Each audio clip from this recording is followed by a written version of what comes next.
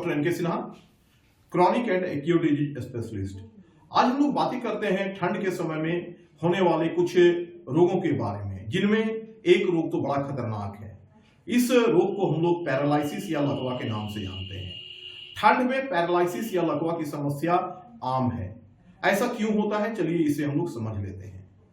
Generally paralysis जो ठंड में लोगों को होती है, इसके प्रमुख कारण होते हैं सर्द गर्म का होना। यह कैसे होता है, चलिए मैं इसे आपको समझाता हूं। आप इस उदाहरण से इसे समझें।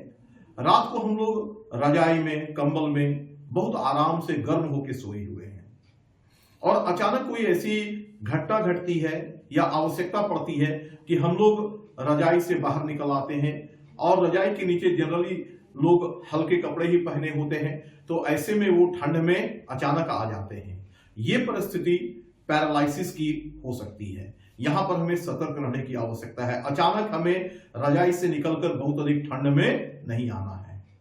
सबसे पहले आप इस पर ध्यान दें।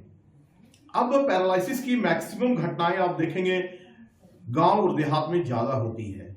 कैसे, इस पर भी हम लोग थोड़ी बातें कर लेते हैं। जनरली गांव और देहात में बाथरूम घर के बाहर दूर में होते हैं। लोग अपने घर में रजाई में, कंबल में आराम से गर्म होकर सोए हुए हैं और रात में उन्हें हाजत महसूस हुआ, वे टॉयलेट के लिए गए।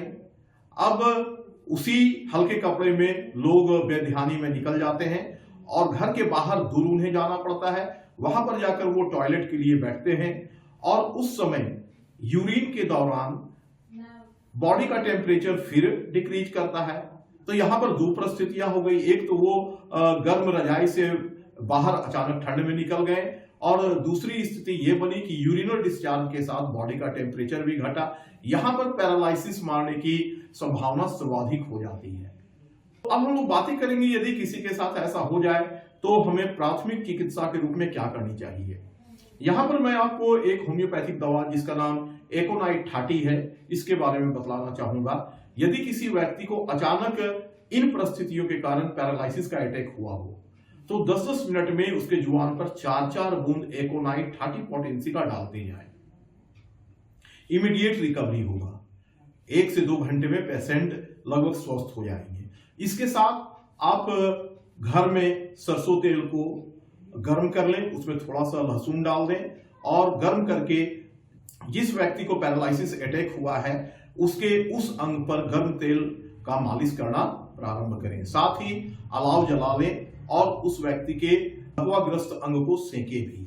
इससे भी उन्हें बहुत अधिक राहत होगा। तो फ्रेंड्स, जाड़े के मौसम में सतर्क रहें, तभी आप स्वस्थ रह पाएंगे। इसके अलावा मैं आपको बतलाना चाहूंगा, एकोनाइट 30 एक ऐसी दवा है जो ठंड के मौसम में किसी भी तरह के रोग का उपद्रव अचानक हुआ हो, वहां पर उसे दें, वो रोगी इमीडिएट रिकवरी करेगा। तो फ्रेंड्स, आशा करता हूं ये जानकारी आपके लिए काफी लाभदायक सिद्ध होगी। स्वस्थ रहें और अपने आप को ठंड से बचाएं। फिर मिलते हैं अगले वीडियो में ऐसे ही महत्वपूर्ण जानकारी के साथ।